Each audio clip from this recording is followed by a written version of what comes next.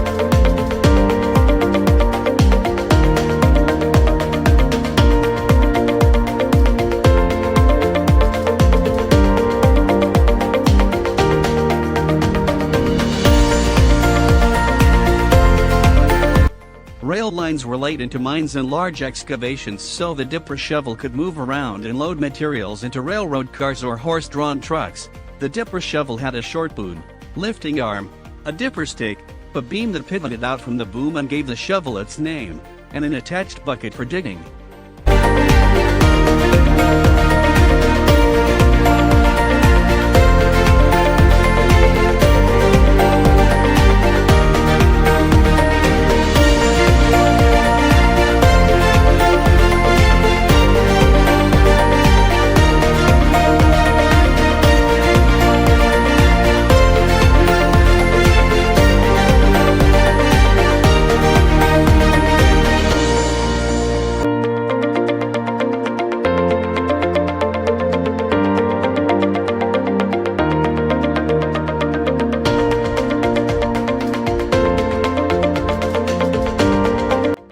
The dipper shovel was modified in many ways to create the familiar construction equipment of today. The boom was changed, different attachments were added, the weight and balance of the equipment were changed, and the type of tires or tracks were chosen to suit the equipment's primary jobs.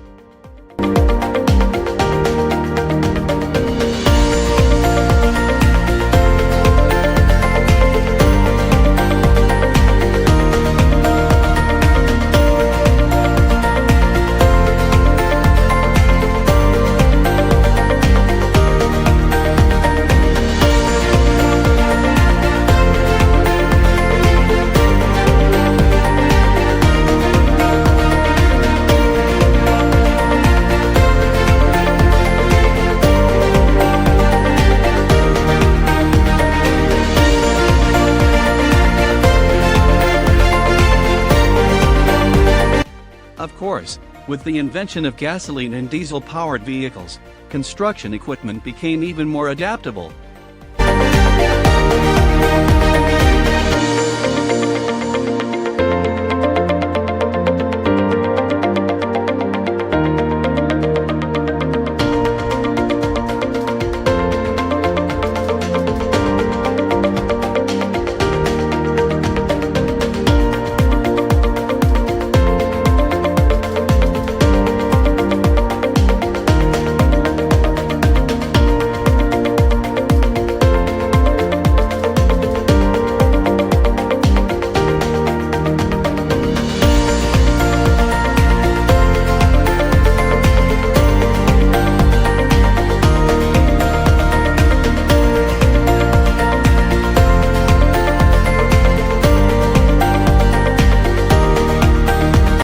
Most construction equipment is powered by diesel engines, although electric power, battery power, and propane tanks are used on specialized equipment.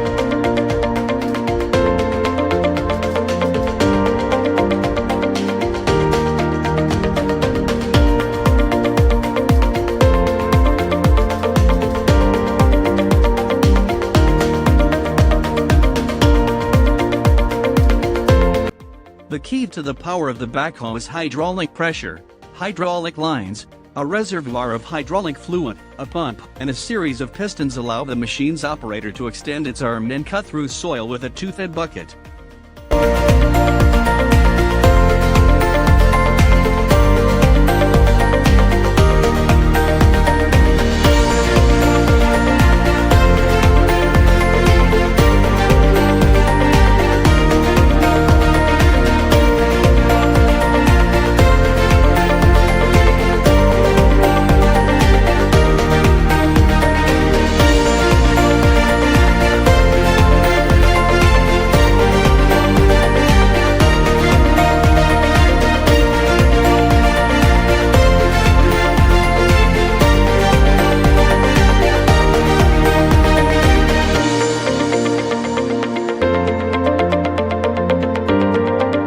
The pump exerts pressure on the hydraulic fluid, and operating the levers opens a valve that releases the oil into a piston. The piston expands to lift the arm, swing the bucket, press the bucket into the soil, and lift it out of the excavation. Reversing the valve causes the oil to flow out of the piston and return to the reservoir.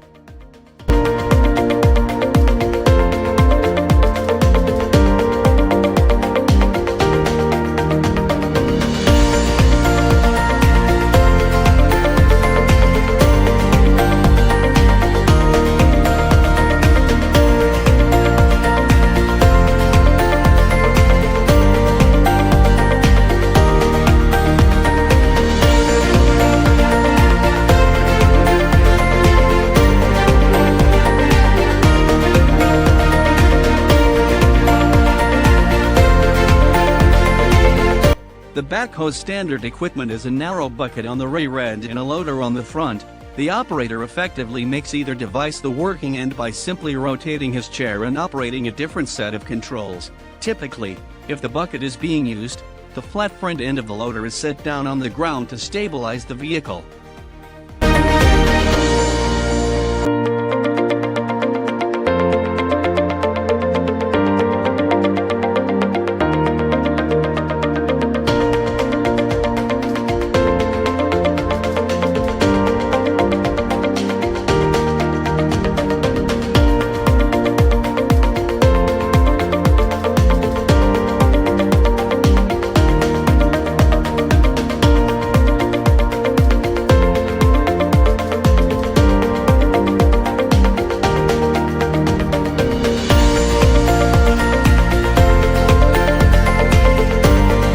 Raw materials purchased by the manufacturer and included in many of the sub-assemblies includes medium-strength alloy steel in the form of thin sheets and has thicker plates that are about 1 in.